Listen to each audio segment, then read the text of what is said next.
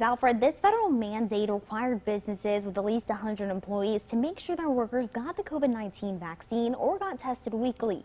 When Louisiana Attorney General Jeff Landry filed a lawsuit against the mandate in November of 2021, a federal court put it on pause. Today, the U.S. Supreme Court stopped the mandate entirely. Today's ruling rejects federal government overreach. It is a win for personal liberties and the 80 million Americans affected by this decision. People should get vaccinated, but President Biden should not be able to force them to do it.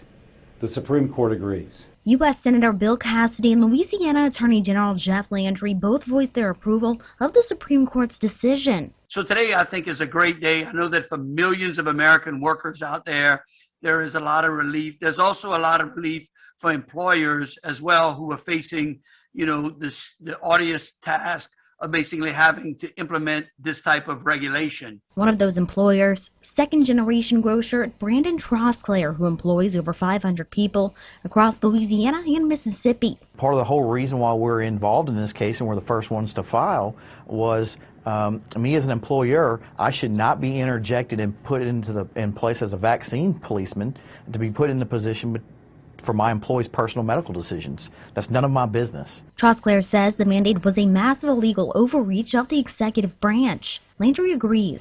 He says the federal government should not be able to reach into people's lives and use their jobs and livelihoods to dictate medical procedures. Never before has the federal government been able to reach down and dictate medical procedures on American citizens, irrespective of what's going on in the country.